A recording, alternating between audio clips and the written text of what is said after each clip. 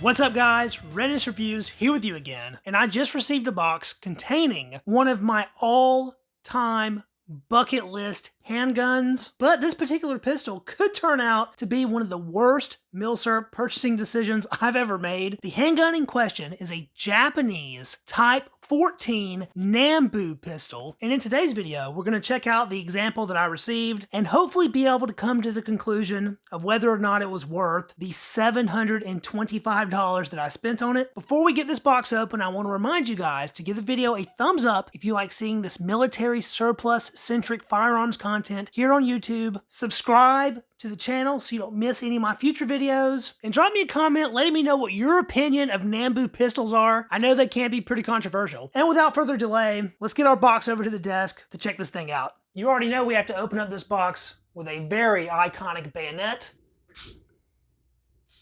Yeah, buddy. If you know what bayonet this is, let me know down in the comments. So I did pick this gun up from Imperial Arms. Unfortunately, it was a one-off. There's really no such thing as surplus Nambu pistols these days. At this point, everything is just passing from the hand of collector to collector. Imperial Arms usually does a really good job of packing paper, a bubble-wrapped package with our pistol, and Denny even included one of his pins. Look at that holster. This thing smells like high quality leather. This is unfortunately a reproduction holster, but it's cool that it came with the pistol nonetheless. Well, there she is. I'm finally holding my very own Taishō Type 14 auto-loading pistol, and this guy's actually looking pretty sharp as far as the finish goes. The grips on this example are darkened. I don't know if those have been modified for that darker color or whether that's original. Typically, when I've seen Nambu pistols in the past, they have a more natural wood color. That blued finish really does look quite nice though. No major blemishes or anything that I can make out at least. The magazine on these Type 14s is typically pretty hard to remove. The magazine release is recessed. You gotta kind of work to press that in. But then it comes out. These do have an 8-round magazine capacity, of course chambered in the 8mm Nambu cartridge. They have a magazine disconnect safety.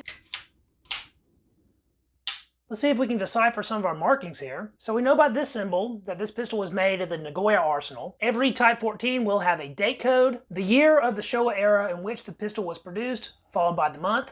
Well, this will be the 19th year of the Showa era, which was 1944. 5th month will be May. So this one was produced in the heat of the Pacific conflict of the Second World War. The kanji on the left side of this weapon are the ones that designate this pistol a Taishō Type 14. The safety lever on the Type 14 is pretty annoying in my opinion, because if you're going to actuate it on and off, you can't help but scratching the receiver some. You flip the lever up and back for safe. When it's in the safe position, you cannot pull the action back, and the trigger does absolutely nothing. Forward is our fire position.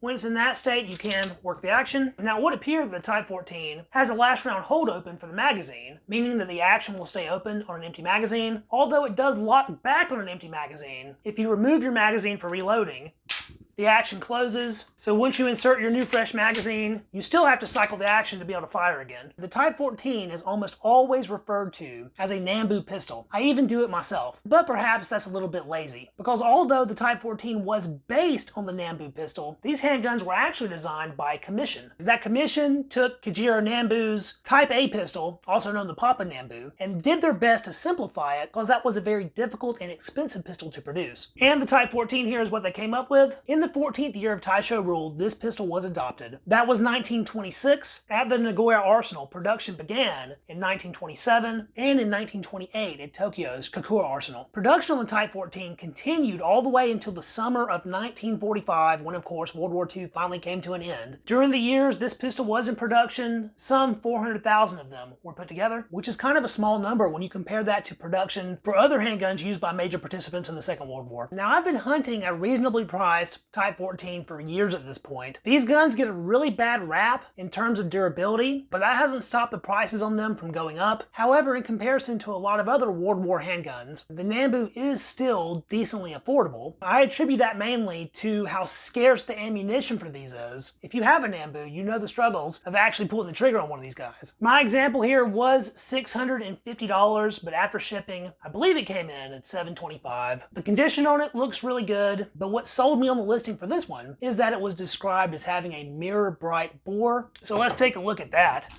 Shine my light down in there, and I would say that is pretty darn bright, so bright it's hard to film. Heck yeah, that is a good looking bore. Check out the rifling. Very crisp and clean there. No signs of pitting.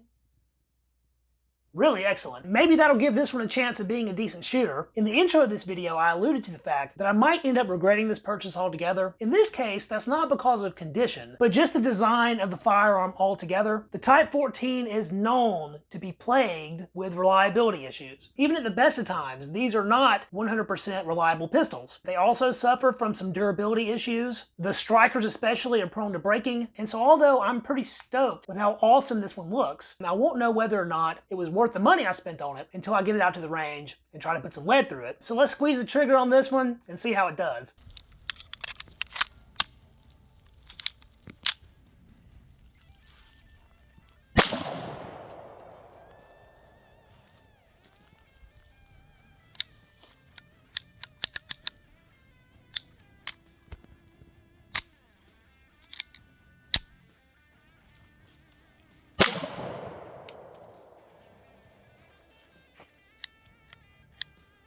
Feeding.